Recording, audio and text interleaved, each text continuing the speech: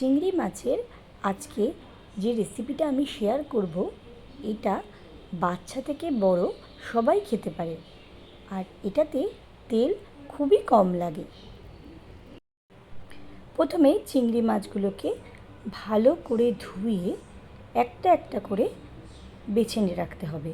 আর চিংড়ি মাছ বাছার সময় এর উপরে একটা কালো শিরা থাকে, এটা অবশ্যই বের করে নেবেন।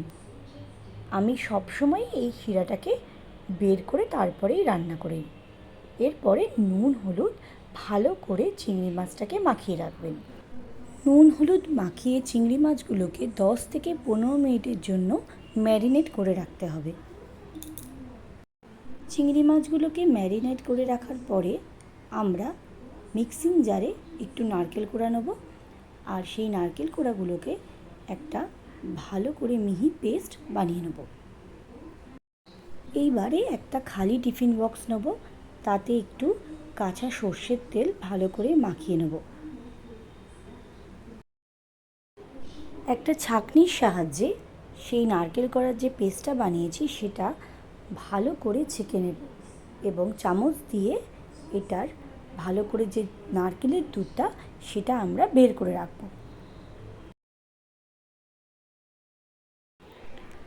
নারকেলের দুধ বার করা হয়ে গেলে ওই মিক্সিং জারে একটু সর্ষে আর একটু পোস্ত আমরা একসাথে পেস্ট করে রাখব।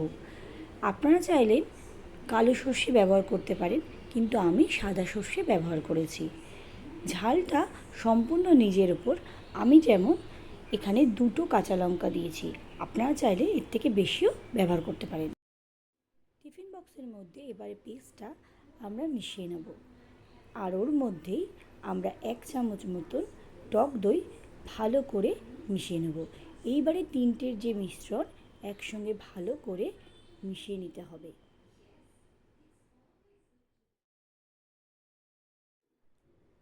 মিশ্রণটাকে মেশানোর পরে আমরা এবারে প্রতিদিনকার আমাদের যে চিরাচরিত মশলাগুলো, যেমন একটু কাশ্মীরি লঙ্কার গুঁড়ো, একটু জিরের গুঁড়ো, একটু হলুদ গুঁড়ো আর নুন পরিমাণ মতন দিয়ে মিক্সটাকে ভালো করে মিশিয়ে নিতে হবে।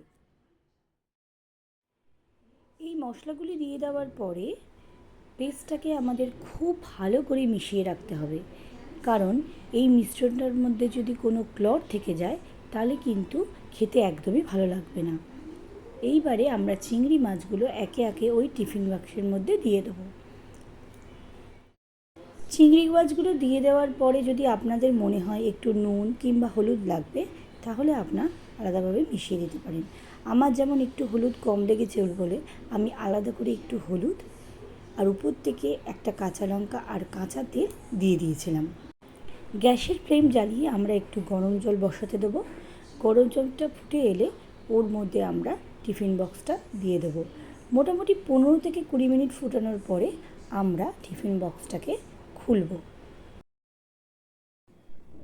দেখুন মালাইকারির রঙটা কেমন এসছে, খুবই সুন্দর আর হালকা হলুদ রঙের। এবারে এই মালাইকারির উপর থেকে আমি একটু সামান্য নামানোর পরে কাঁচা তেল ছড়িয়ে দিয়েছিলাম। কাঁচা তেল দিলে টেস্টটা আমার মতে একটু। চিংড়ি মাছের রেসিপিটা আমার একদমই তৈরি হয়ে গেছে। গরম ভাতের সঙ্গে এটা খেতে খুবই ভালো লাগবে। খুব কম সময়ের মধ্যে বাড়িতে আপনারা এটা বানিয়ে নিতে পারবেন। ভিডিওটা যদি ভালো লেগে থাকে তাহলে লাইক করে দেবেন আর একটু শেয়ার করে দেবেন।